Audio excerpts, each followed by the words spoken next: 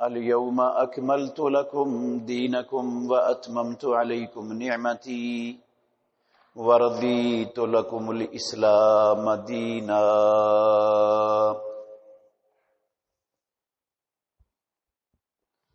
آج میں نے تمہارے لیے تمہارے دین کو مکمل کر دیا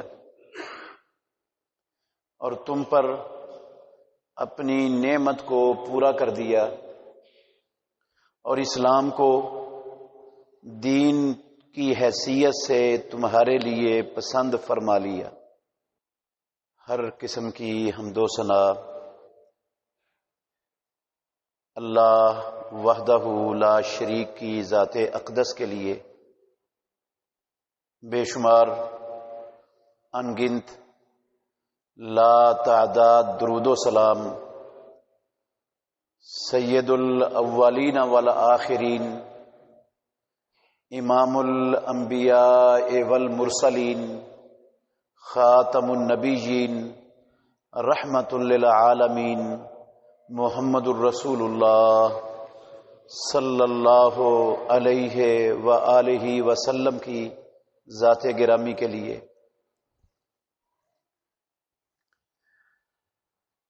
عزیز بھائیوں،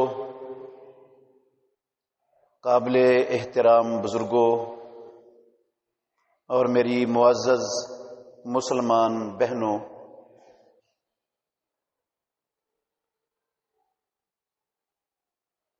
ہر مسلمان اچھی طرح جانتا ہے کہ اسلام کو اللہ رب العالمین نے اپنے بندوں پر مکمل فرما دیا۔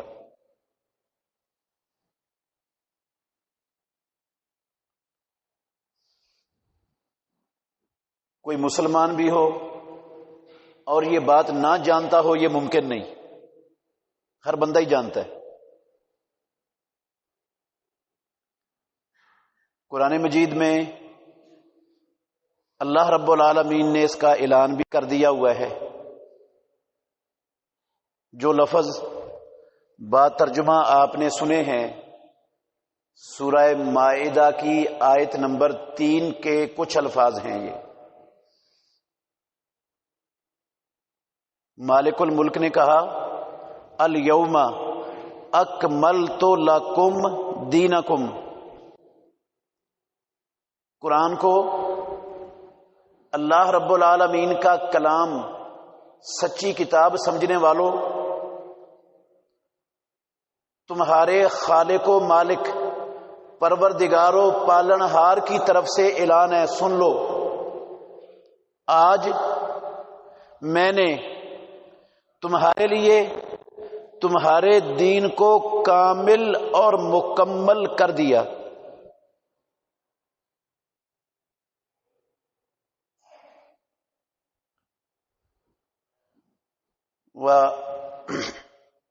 اور تم پر اپنی نعمت کو پورا کر دیا۔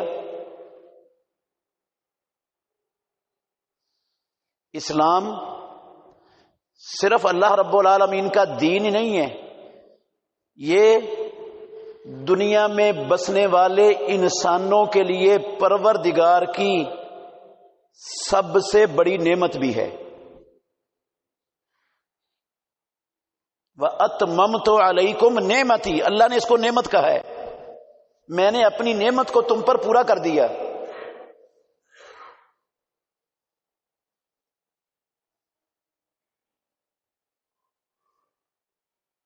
میں نے لفظ بولے ہیں، صرف دین ہی نہیں ہے، پروردگار کی انسانوں پر سب سے بڑی نعمت ہے۔ اس کے سب سے بڑی نعمت ہونے کی ایک دلیل یاد کر لینی چاہیے ہر مسلمان کو۔ دنیا میں اسلام کے سوا کوئی چیز ہے ہی نہیں جو انسانوں کی اخروی زندگی کو کامیاب بنانے والی ہو سوائے اسلام کے۔ اسلام نہ ہو بندے کے پاس، دنیا کی ہر شے ہو، پروردگار کی ہر نعمت ہو، ایک نعمت بھی کم نہ ہو، رب نے جتنی نعمتیں دنیا میں اتاری ہیں وہ ساری کی ساری نعمتیں کسی انسان کو میسر ہوں سوائے ایک نعمت کے، اسلام کے، تو وہ ساری دنیا بھی اللہ کی نعمتوں کو پا کر بھی اپنی اخروی ہمیشہ والی زندگی کو کامیاب نہیں بنا سکتا۔ وہ بننی ہے تو صرف اسلام سے بننی ہے۔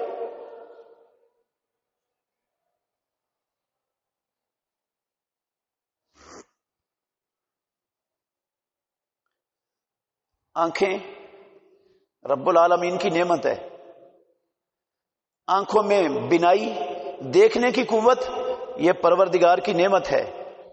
کان، یہ مالک الملک کی نعمت ہے، ان میں سننے کی طاقت، یہ رب العالمین کی نعمت ہے۔ زبان پروردگار کی بہت بڑی نعمت ہے، اس میں بولنے کی طاقت، یہ بھی رب العالمین کی نعمت ہے۔ ہندوؤں کے پاس بھی یہ ساری نعمتیں ہیں، سکھوں کے پاس بھی ہیں، کمیونسٹوں کے پاس بھی ہیں، بدھ متوں کے پاس بھی ہیں، یہودیوں کے پاس بھی ہیں، عیسائیوں کے پاس بھی ہیں۔ دنیا کے ہر رب سے جو سب سے بڑا باغی تھا نا، بڑے بڑے باغی جو دنیا میں گزرے رب کے، یہ نعمتیں رب نے ان کو بھی دی۔ نمرود کے پاس ساری نعمتیں تھیں، فرعون کے پاس ساری نعمتیں تھیں، قارون کے پاس ساری نعمتیں تھیں، یہ دنیا کی بڑا کچھ تھا۔ یہ تو میں نے چند ایک کا ذکر کیا، بے شمار نعمتیں تھیں ان کے پاس۔ اللہ اکبر۔ ہماری سب کی اصل زندگی یہ دنیا والی نہیں ہے میرے محترم بھائیوں۔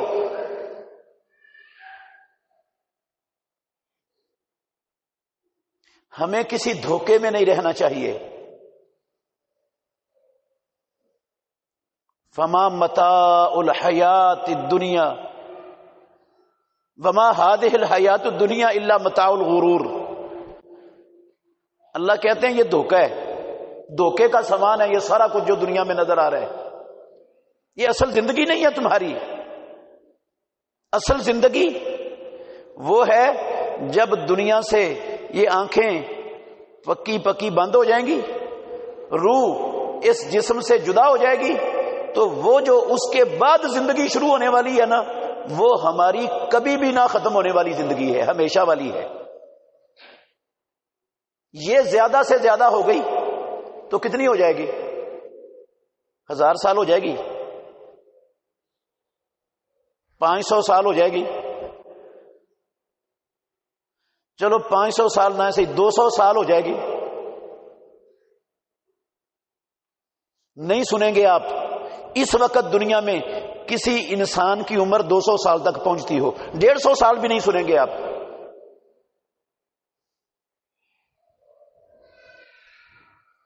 زیادہ سے زیادہ 150 سال ہو جائے گی، اور وہ زندگی جو اس کے بعد شروع ہونی ہے، وہاں موت کو ذبح کر دینا رب العالمین نے، موت ویسے ہی ختم ہو جانی ہے، آنی نہیں موت۔ ہمیشہ ہمیشہ کے لیے موت کا خاتمہ ہو جائے گا۔ وہ زندگی ہمیشہ کی زندگی ہے۔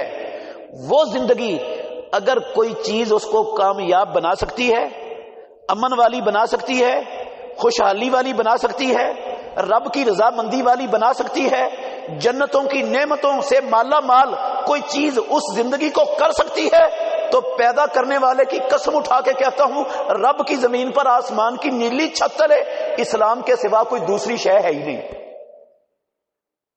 کوئی شے نہیں ہے۔ آپ ڈھونڈ لو ساری دنیا کی چیزوں کا جائزہ لے کے مجھے کوئی ایک چیز لا کے بتا دو، کوئی دنیا کا پڑھا لکھا کوئی عقل مند ایک شے لا کے بتا دے وہ اسلام کے علاوہ ہو اور وہ بندے کی اخروی زندگی کو سنوار سکتی ہو، ایک چیز لا کر بتا دو۔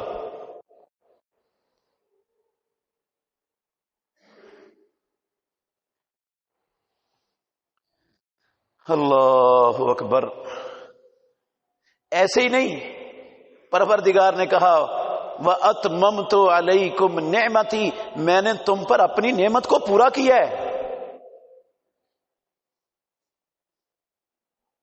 ورضیت لکم الاسلام دینا، اور اسلام کو دین کی حیثیت سے وہ میں نے تمہارے لیے پسند کیا ہے۔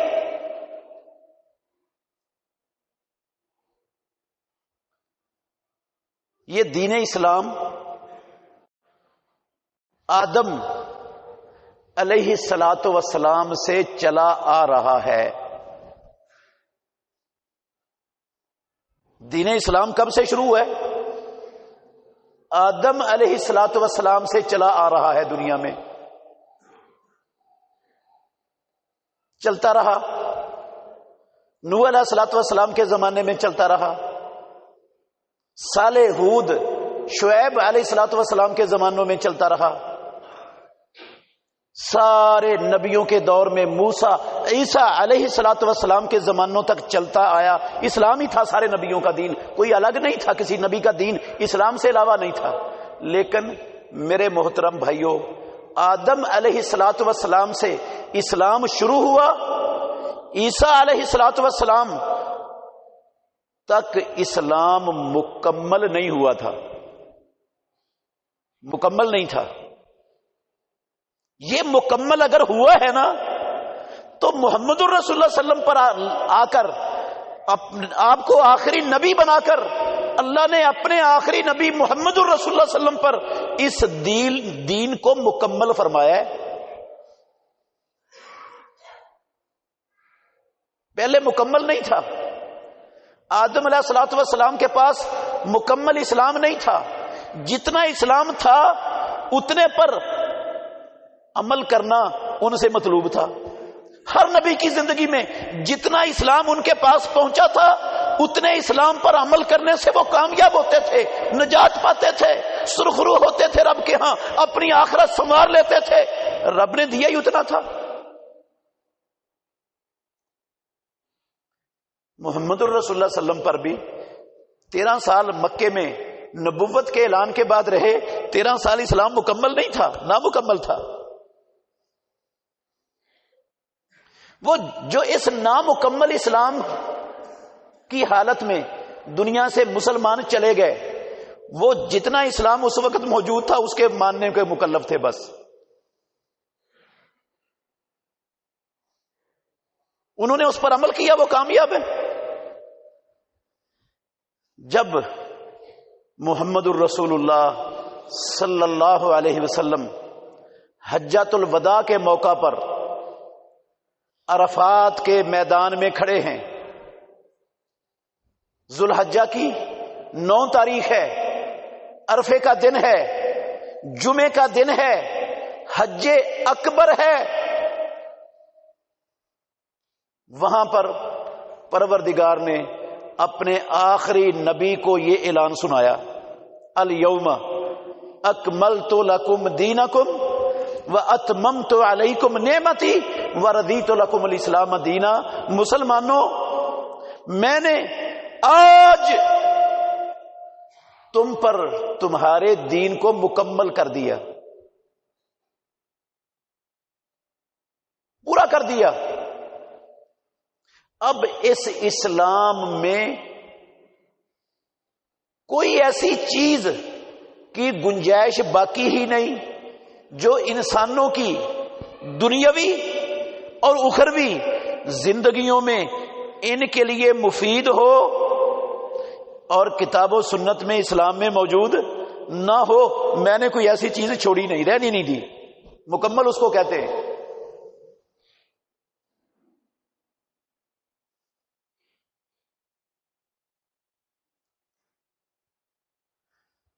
اللہ اکبر۔ اعلان رب العالمین نے صرف قرآن میں نہیں کیا، اپنے نبی کی زبان سے بھی اعلان کروایا ہے۔ یہ حدیث جو رسول اللہ صلی اللہ علیہ وسلم کے الفاظ میں سنانے لگا ہوں، ہر بھائی کو یاد ہونے چاہیے اور یہ یاد کرنے چاہیے ہر مسلمان کو۔ اگر یہ لفظ ہم یاد کر لینا، حفظ ہو جائیں ہمیں یہ الفاظ، لمبے چوڑے نہیں ہیں، بہت ساری برائیوں سے ہم اپنے آپ کو بچانے میں کامیاب ہو سکتے ہیں پیارے پیغمبر کے یہ الفاظ یاد کر کے، ان کو سمجھ کر۔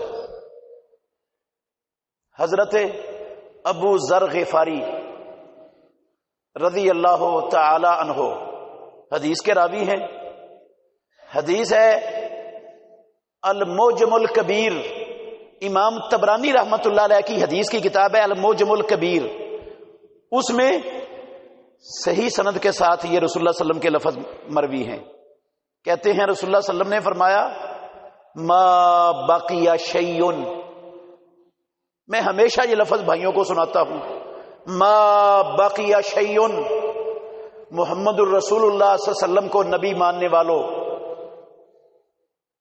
امام الانبیاء کے امتی ہونے پر فخر کرنے والوں، خاتم النبیین کو مخلوقات میں سب سے زیادہ عظیم، برتر اور سچا ماننے والوں، آپ کی زبان سے نکلے ہوئے سچے سچے خالص لفظ سن لو، ذہن نشین کر لو، ان کو پلے باندھ لو. ما بقی شیء، یہ شیء کے اوپر جو تنوین ہے نا، اس تنوین کو کہتے ہیں تنوین تقلیل. اس کا مطلب ہے کوئی معمولی سے معمولی شے بچی ہی نہیں، معمولی سے معمولی،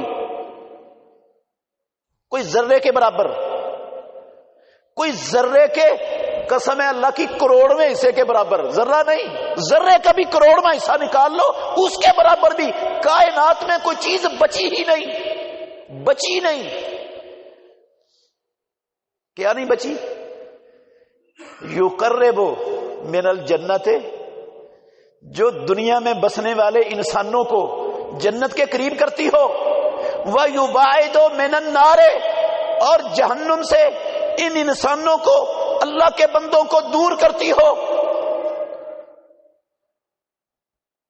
إِلَّا وَقَدْ بُيِّنَ لَكُمْ، وہ ہر شے تمہارے لیے کھول کر بیان کر دی گئی، کچھ بچا ہی نہیں، سب کچھ بیان ہو گیا.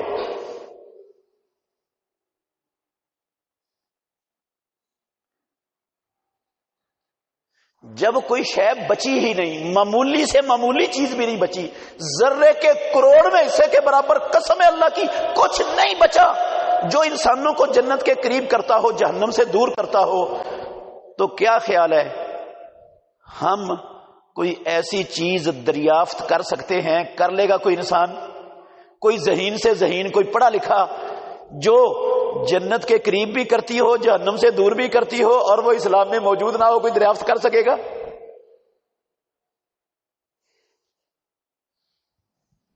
دریافت تو تب کرے نا جب بچا ہوا ہو کچھ. ایسا تو رب نے کچھ چھوڑا ہی نہیں، کچھ رہنے دیا ہی نہیں، کچھ بچایا ہی نہیں، سارا کچھ نازل کر دیا اپنے نبی پر. اور محمد الرسول اللہ صلی اللہ علیہ وسلم نے جیسے رب نے اتارا تھا، منوان اللہ کے بندوں تک، انسانوں تک پہنچانے کا حق ادا کر دیا،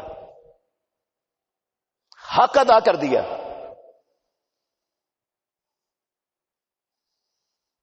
اور حق ادا کرنے کے بعد یہ اعلان ہے رسول اللہ کا، یہ میرا اعلان نہیں ہے، کسی مولوی صاحب کا نہیں ہے، کسی پیر صاحب مفتی صاحب کا نہیں ہے، قسم اللہ کی محمد الرسول اللہ کی زبان سے نکلے ہوئے سچے لفظ ہیں. ما بقی شیء، اور مسلمانوں یقین کر لو، ایمان بنا لو، عقیدہ بنا لو، میں اللہ کا آخری سچا نبی، مخلوقات میں سب سے سچی زبان والا، میں گارنٹی دے رہا ہوں کہ کائنات میں بسنے والے اربوں انسانوں کے پاس جو چیز جنت کے ان کو قریب کر سکتی ہے، جہنم سے دور کر سکتی ہے، ایسی چیز کوئی باقی بچی نہیں جو بیان نہ کی ہو، سارا کچھ بیان ہو گیا.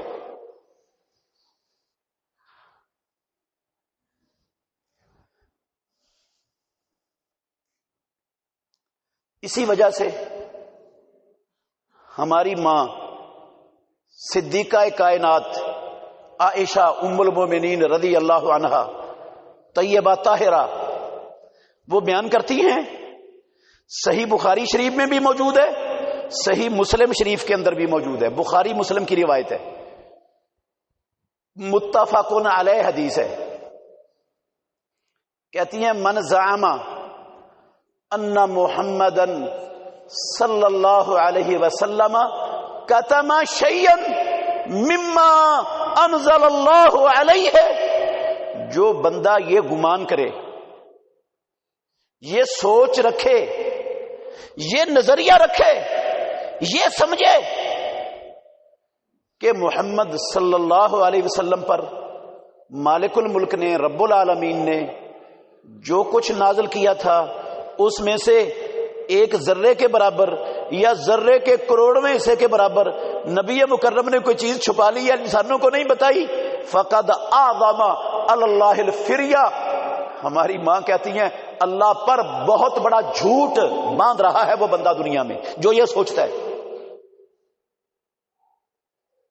کیسے کہتی ہیں، کیسے ممکن ہے، کیسے ممکن ہے کہ مالک الملک اپنے نبی پر جو پیغام، جو دین نازل کرے اس کو اپنے نبی پر مکمل کر دے نبی کی زندگی میں، اور پھر نبی کو کہے یا ایھا الرسول بلغ ما انزل الیک من ربک، اے محمد صلی اللہ علیہ وسلم جو کچھ آپ کے پروردگار نے آپ پر نازل کیا ہے اسے لوگوں تک پہنچا دیجئے، بلغ پہنچا دیجئے، اور ساتھ کہا فَإِن لَّمْ تَفْعَلْ، اے خاتم النبیین، اے امام المرسلین، اے ساری مخلوقات میں سب سے زیادہ عظیم و برتر اللہ کے بندے، فَإِن لَّمْ تَفْعَلْ، جو اللہ نے آپ پر اتارا ہے آپ نے اگر وہ اللہ کے بندوں تک، انسانوں تک، لوگوں تک نہ پہنچایا، فما بلغت رسالتا، تو آپ نے اللہ کی رسالت کا حق ادا نہیں کیا، اللہ کی رسالت کو، پیغام کو پہنچایا ہی نہیں آپ نے۔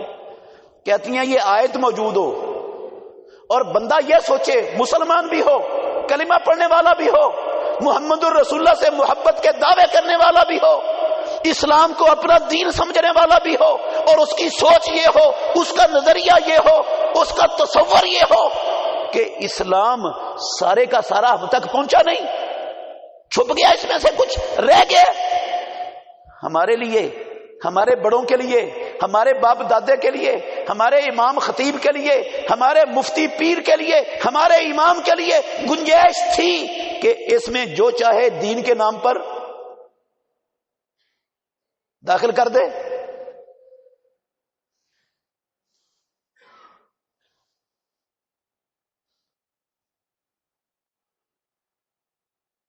کیسے ممکن ہے؟ اللہ کے آپ نے رسالت پہنچائی اور محمد الرسول اللہ چھپا جائے اس میں سے کچھ، سارا کچھ بیان کر دیا پیارے پیغمبر نے۔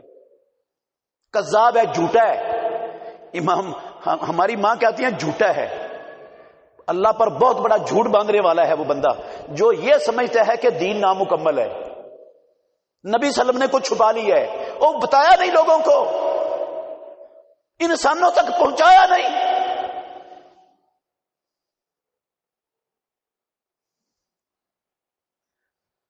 اللہ اکبر۔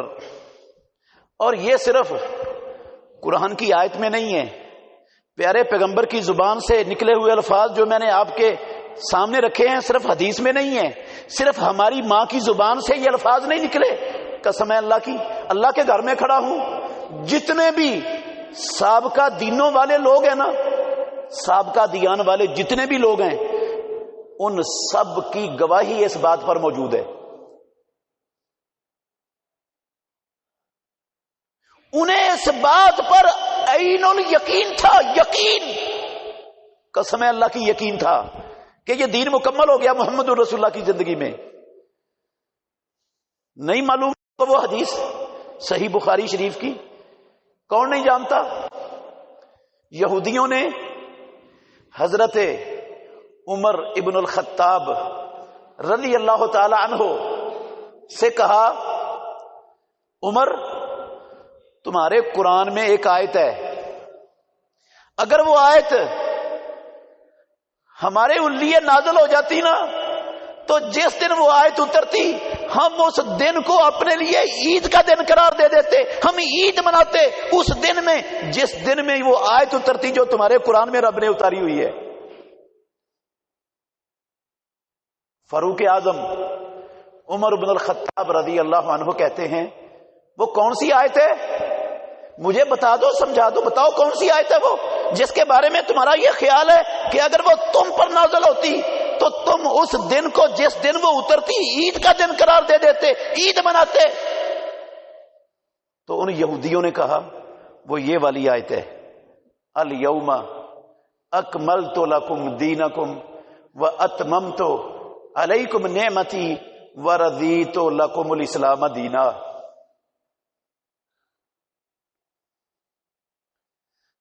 تو فاروق اعظم رضی اللہ عنہ ان یہودیوں سے کہنے لگے انی لعالم، میں خوب جانتا ہوں یہ آیت محمد الرسول اللہ صلی اللہ علیہ وسلم پر جس دن نازل ہوئی، جس گھڑی میں نازل ہوئی، جس مقام پر نازل ہوئی، مجھے پتہ ہے۔ تم کہتے ہو کہ ہم اس دن کو عید کا درجہ دے دیتے، عید قرار دے دیتے، عید مناتے۔ ہماری مسلمانوں کی تو اس دن پہلے سے 2 عیدیں تھی، ہماری تو ویسے ہی 2 عیدیں تھی جس دن یہ آیت نازل ہوئی ہے۔ یہ نازل ہوئی عرفے کے میدان میں، محمد الرسول اللہ صلی اللہ علیہ وسلم کھڑے تھے اور جمعے کا دن تھا، عرفے کا میدان تھا، جمعے کا مبارک دن تھا، محمد الرسول اللہ صلی اللہ علیہ وسلم پر یہ آیت پروردگار نے نازل فرمائی۔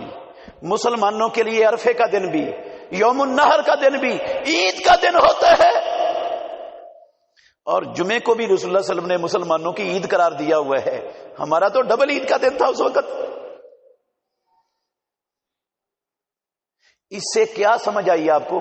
2 باتیں ہر بندہ آسانی سے سمجھ سکتا ہے، تھوڑا سا غور کرے گا تو سمجھ آ جائیں گی، کوئی فلسفہ نہیں ہے۔ پہلی بات یہ سمجھ آتی ہے کہ اس طرح کی بات یہودیوں پر نازل نہیں ہوئی تھی، یہودیوں پر نازل نہیں ہوئی تھی، یہودیوں کے دین میں نہیں تھی۔ میں نے شروع میں بتایا قسم اللہ کی پہلے کسی دین میں بھی نہیں تھی یہ بات، صرف یہودیوں کی بات نہیں ہے، کسی دین میں بھی نہیں تھی۔ اور دوسری بات یہ ثابت ہو گئی کہ محمد الرسول اللہ صلی اللہ علیہ وسلم پر حجۃ الوداع کے موقع پر میدان عرفات میں پروردگار نے یہ آیت نازل کر کے اپنے دین کو مکمل کرنے کا اعلان فرما دیا۔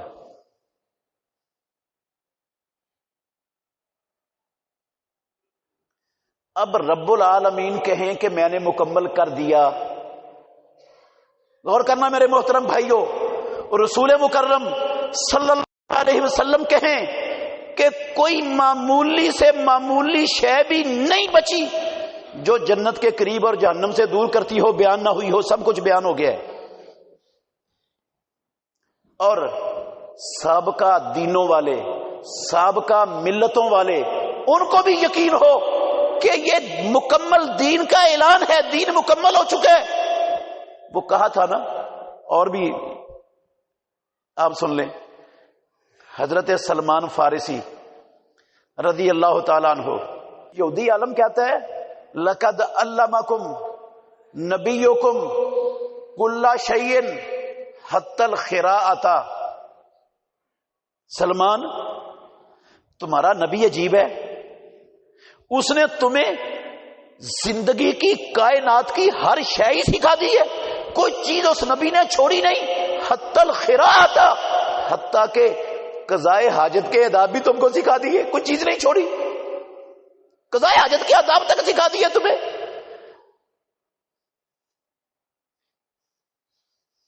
سلمان کہتے ہیں نام اجل، ہاں ہمارے نبی نے ہمیں حکم دیا ہے جب قضائے حاجت کے لیے بیٹھنا ہے تو قبلے کی طرف نہ منہ کرنا ہے نہ پیٹھ کرنی ہے۔ ہمارے نبی نے ہمیں بتایا ہے دائیں ہاتھ سے استنجا نہیں کرنا۔ ہمارے نبی نے ہمیں بتایا ہے استنجے کے لیے اگر ڈھیلے استعمال کرنے ہیں تو 3 ڈھیلوں سے کم ڈھیلے استعمال نہیں کرنے۔ اور ہمیں ہمارے نبی نے بتایا ہڈی کے ساتھ اور یہ جانوروں کے گوبر کے ساتھ استنجا نہیں کرنا۔ یہ سارا کچھ ہمیں ہمارے نبی نے سکھایا ہوا ہے۔ یہودی، اللہ کی قسم، یہودیوں کے عالم، یہودیوں کے علماء، تورات اور انجیل کے ماہر، تورات اور انجیل کو جاننے والے حافظ گواہی دے رہے ہیں کہ محمد الرسول اللہ صلی اللہ علیہ وسلم نے کچھ چھوڑا ہی نہیں، قضائے حاجت تک کے آداب سکھا دیے۔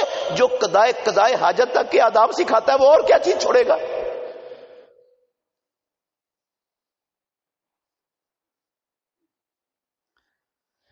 لیکن میں بڑے دکھ سے اللہ کی قسم یہ کہنا چاہتا ہوں مسلمان بھائیوں، بڑے دکھ سے کہنا چاہتا ہوں، ان ساری کھلی کھلی صاف صاف واضح باتوں کے باوجود مسلمانوں نے، کلمہ پڑھنے والوں نے اسلام کو عملی طور پر مکمل آج تک مانا ہی نہیں،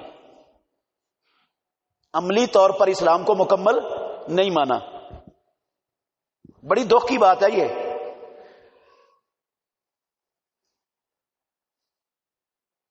اتنی کھلی باتوں کے باوجود، اتنی واضح حقائق سامنے آنے کے بعد بھی مسلمان کلمہ پڑھتے ہوں، اللہ کو رب کہتے ہوں، محمد الرسول اللہ کو اپنا نبی مانتے ہوں، اور اسلام کو پھر بھی وہ ناقص سمجھتے ہوں، پھر بھی ان کے سامنے یہ رستہ کھلا ہو کہ جناب یہ چیز اچھی ہے لہذا اس کے کرنے میں حرج کیا ہے؟ اچھی ہے، حرج کیا ہے؟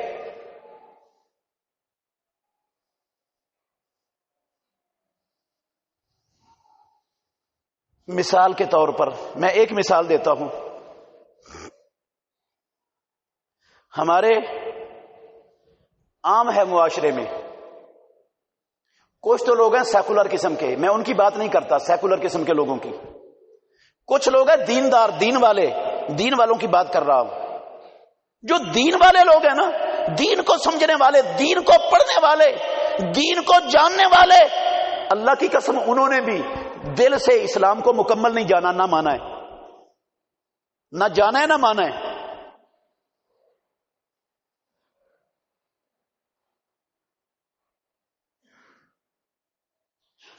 اگر میں یہ کہہ دوں نا تو انشاءاللہ مبالغہ نہیں ہوگا، مبالغہ نہیں ہوگا۔ جتنا یقین یہودیوں کا تھا، یہودیوں کو، کہ یہ دین اسلام محمد الرسول اللہ کی زندگی میں مکمل ہو گیا ہے، قسم ہے اللہ کی اس کا 10واں حصہ بھی مسلمانوں کے پاس نہیں ہے، اس یقین کا 10واں حصہ بھی مسلمانوں کے پاس نہیں ہے۔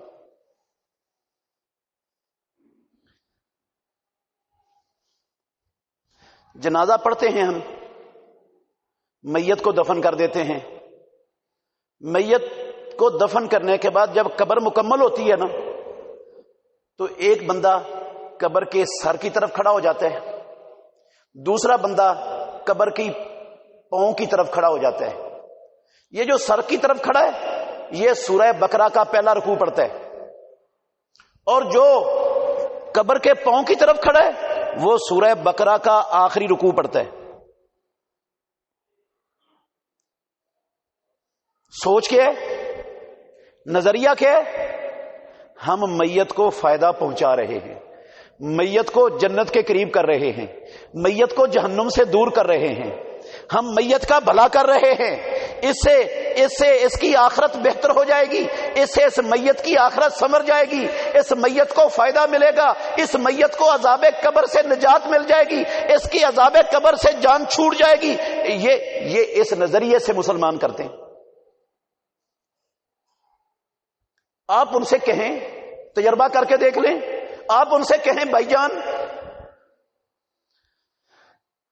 یہ جو عمل ہے جو ہو رہا ہے ہماری آنکھوں کے سامنے قبر پر ہو رہا ہے، مسلمان کر رہے ہیں، ہندو یہودی عیسائی نہیں، مسلمان کر رہے ہیں، یہ عمل قرآن مجید کی کس آیت کے اندر لکھا ہوا ہے؟ محمد الرسول اللہ صلی اللہ علیہ وسلم کی زندگی میں ایک مرتبہ بھی پیارے پیغمبر نے یہ کام کیا؟ یا اللہ کے نبی کے سامنے صحابہ میں سے کسی صحابی نے یہ کام کیا؟ ہوا نبی کی زندگی میں؟ اگر ہوا ہے، اگر کسی نے کیا ہے، اگر نبی نے کرنے کی تلقین کی ہے، ترغیب دی ہے، حکم دیا ہے، تو ہمیں پوری دنیا کی حدیث، تاریخ کی کتابوں سے صرف ایک صحیح سند کے ساتھ ایک روایت لا دو، منہ مانگا انعام دوں گا۔ منہ مانگا انعام دوں گا، اللہ کے گھر میں کھڑا ہو کے وعدہ کر رہا ہوں۔ ایک روایت، صرف ایک حدیث چاہیے صحیح سند سے، اللہ کے نبی نے کیا ہو، پیارے پیغمبر نے کرنے کی ترغیب دی ہو، پیارے پیغمبر کی موجودگی میں صحابہ نے کیا ہو، اللہ کے نبی نے اس پر خاموشی اختیار کی ہو۔ ایک روایت پوری دنیا میں حدیث کے ذخیرے سے، ایک روایت صحیح سند کے ساتھ، جو مائی کا لال لا دے، قسم اللہ کی منہ مانگا انعام لے لے مجھ سے۔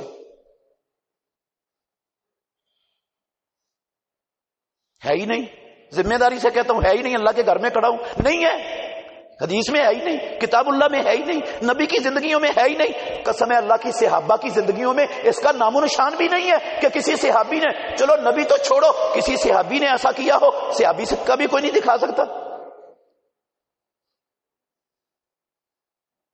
اب کسی نہ کسی نے تو یہ کام شروع کیا ہے نا، کافروں تو نہیں کیا، مسلمانوں نے کیا۔ کافروں نے تو سورہ بقرہ کا ابتدائی رکوع اور آخری رکوع نہیں پڑھنا تھا، مسلمانوں نہیں پڑھنا تھا نا یار۔ کسی نے تو یہ کام شروع کیا، جس نے شروع کیا ہے یہ کام۔ میں نہیں کہتا کہ اس نے کوئی کفر کیا ہے، میں یہ کہتا ہوں اس نے کم از کم دو چیزوں سے اس کا یہ عمل خالی نہیں ہے۔ آپ سمجھ لیں یہ بات، دو چیزوں سے خالی نہیں ہوگا، یا تو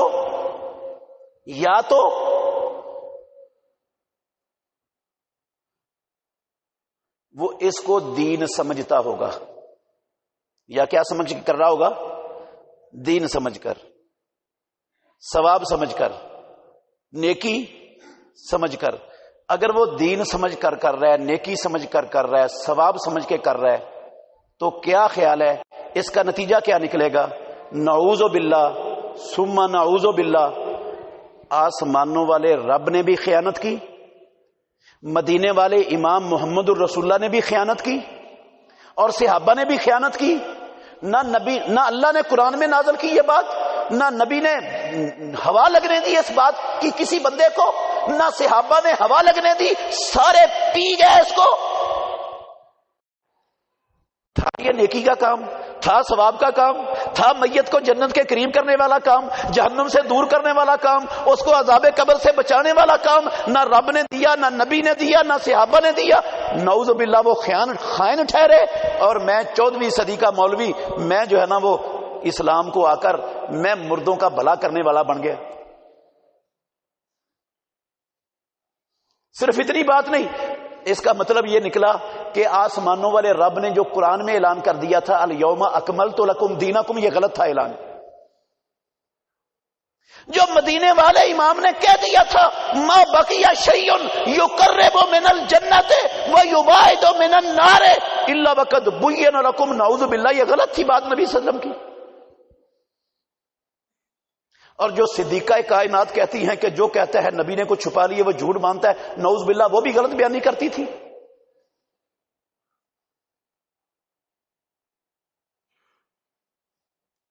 اور اگر تو یہ دین سمجھا ہے تو پھر تو نتیجہ یہ نکلے گا اس کو دین سمجھ کے کوئی کر رہا ہے تو، اور اگر دین سمجھنے کے علاوہ کر رہا ہے تو دین میں کسر کون سی تھی کہ ہمیں دین کے علاوہ کسی اور چیز کی ضرورت تھی کرنے کی، دین چھوڑ کر؟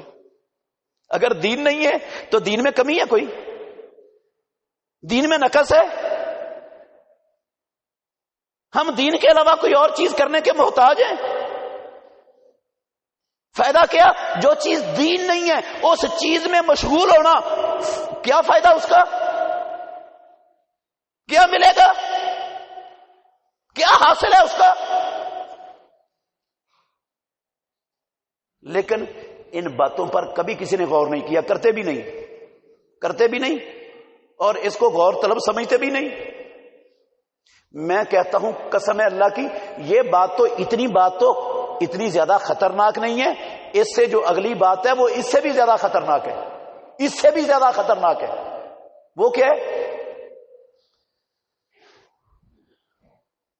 ایک چیز، یہی ایک مثال ہے، اسی مثال کو لے لیں، یا قبر پر ہمارے ہاں، یہ آپ میں سے کئی لوگوں نے سنا ہوگا، قبر مکمل ہوتی ہے تو وہاں اذان بھی شروع ہو جاتی ہے، کئی اذان بھی پڑھتے ہیں قبر پر۔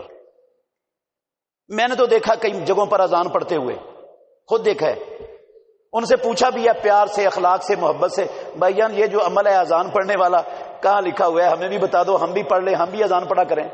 کوئی جواب نہیں ہوتا. قسم ہے اللہ کی کوئی جواب. کئی مرتبہ پوچھ چکا ہوں، ابھی تک مجھے کہیں سے نہیں ملا، کسی نے نہیں بتایا. کہتے ہیں حرج کیا ہے اس میں، حرج کیا ہے؟ اذان ہی ہے. اذان کہنے میں بری چیز کیا ہے؟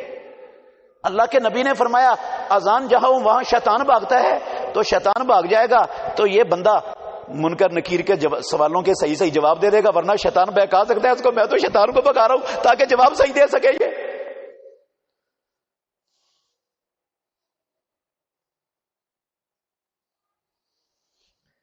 اللہ اکبر.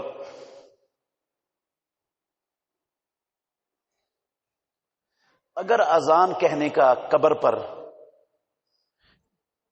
اذان پڑھنے والے کو کوئی فائدہ ہوتا یا اس قبر والے کو کوئی فائدہ ہوتا، قسم ہے اللہ کی مدینے والے امام اپنی زندگی میں کبھی بھی یہ کام چھوڑتے نہ، سب سے پہلے کر کے دکھاتے، سب سے پہلے کرتے. ان کو نہیں پتا تھا اذان اچھا کام ہے؟ بات تو یہی نکلی نا. پھر ان کو پتا نہیں تھا، ہمیں زیادہ پتا چلتا ہے. وہ نہیں جانتے تھے دین کو، ہم زیادہ سمجھتے ہیں ان سے دین کو. اچھا چلو وہ سمجھتے نہیں تھے یا سمجھتے تھے دین کو، دین میں تھا نہیں، رب نے دیا نہیں، لیکن یہ بھی ایک اچھی چیز ہے، ہونا چاہیے تھا. یہ اسلام میں کیا ہونا چاہیے تھا؟ اسلام ہونا چاہیے تھا. یہ ہونا چاہیے تھا کا کیا مطلب ہے؟ ہونا چاہیے تھا کا کیا مطلب ہے کہ اگر رب نے یہ دین بنایا ہے نا، رب کا دین یہ ہے کہ میت کو دفناؤ، قبر مکمل ہو جائے تو منکر نکیر آتے ہیں، اس وقت سارے لوگ اس میت کی ثابت قدمی کے لیے دعا کرو، دعا کریں. ہر بندہ دعا کرے کھڑا ہو کے، وہاں وہ جتنی لمبی دعا کر سکتا ہے کرے. 5 منٹ لگائے، 10 منٹ لگائے، 15 منٹ لگائے، 20 منٹ لگائے. جب تھک جائے تو چلا جائے. لیکن انصاف سے بتانا، کوئی 10 منٹ دعا کے لیے کھڑا ہوتا ہے وہاں؟ ہوگا کھڑا؟ ہاں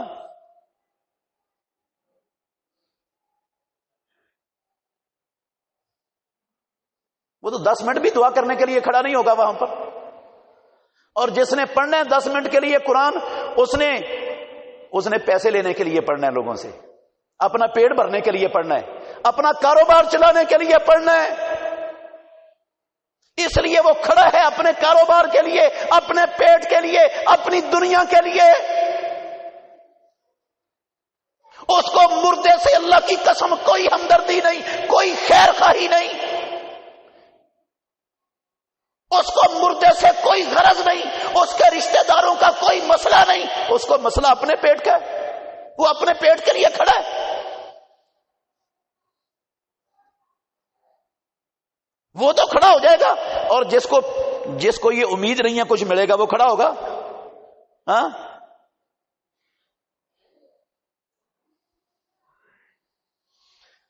اللہ اکبر. میں نے کہا بات کتنی خطرناک ہے، تھوڑا سا غور کر لینا. اللہ نے تو یہ اذان کہنا یا یہ سورہ بقرہ کا اول آخر قبر پر پڑھنا آسمانوں والے رب نے تو نازل نہیں کیا، رسول اللہ صلی اللہ علیہ وسلم نے تو سکھایا نہیں. ہمارے خیال میں ہمارے نظریے کے مطابق، ہمارے ایمان اور عقیدے کے مطابق اس کا میت کو فائدہ ہوتا ہے، یہ بھی کرنا چاہیے. اس کا مطلب ہے آسمانوں والا رب بھی دین بنا سکتا ہے تو ہم بھی بنانے کا حق ہے رکھتے ہیں، ہمیں بھی بنانے کا حق ہے. جس رب نے یہ بنا دیا کہ دعا کرو میت کے لیے، اس سے سوال و جواب ہو رہا ہے، ثابت قدمی کی دعا مانگو، اس نے وہ بنا دیا. اور میں نے قرآن کی جو ہے نا یہ سورہ بقرہ کے اول آخر رکوع بنا دی ہے، میں نے اذان بنا دی. حرج کیا ہے اس میں؟ سمجھ آئی کیا حرج ہے؟ نہیں سمجھ آئی. رب بھی دین بنا سکتا ہے، مولوی صاحب بھی بنا سکتے ہیں، میں بھی بنا سکتا ہوں. میں کوئی رب سے چھوٹا، میرا کوئی مقام رب سے کم نہیں ہے. وہ بھی بنا سکتا ہے، مولوی بھی بنا سکتا ہے دین. رب کے برابر ہوں دین بنانے میں. اچھا چلو مولوی صاحب نے تو بنا دیا، میں نے اور آپ نے کیا کیا؟ ہم نے کہا وہ رب والا بھی ٹھیک ہے، مولوی صاحب والا بھی ٹھیک ہے، تو مولوی صاحب والے دین پر میں نے عمل شروع کر دیا۔ نتیجہ کیا نکلا؟ میں نے قسم اللہ کی رب کے گھر میں کھڑا ہوں اس مولوی صاحب کو رب کا شریک بنا دیا۔ مولوی صاحب کو رب کا کیا بنا دیا؟ شریک بنا دیا۔ دین بنانا صرف رب کا کام تھا، جو رب نہ ہو، جو خالق و مالک نہ ہو، قسم ہے رب کی، وہ دین بنانے کا حق اختیار نہیں رکھتا۔ اور میں نے اس کو دین سازی کا اختیار دے دیا، مان کر اس کی بات بنائی ہوئی، تو میں نے اس کو رب کے درجے پر فائز کیا کہ نہیں کیا؟ کدھر گیا لا الہ الا اللہ؟ کدھر گیا؟ تو اس کی تو دجیاں اڑ گئی، شرک ہو گیا، یہ تو شرک ہو گیا۔ میں مولوی صاحب کو رب کے درجے پر فائز کر دوں اور پھر میرا ایمان باقی رہے؟ میرے بھائیوں کیسے ممکن ہے؟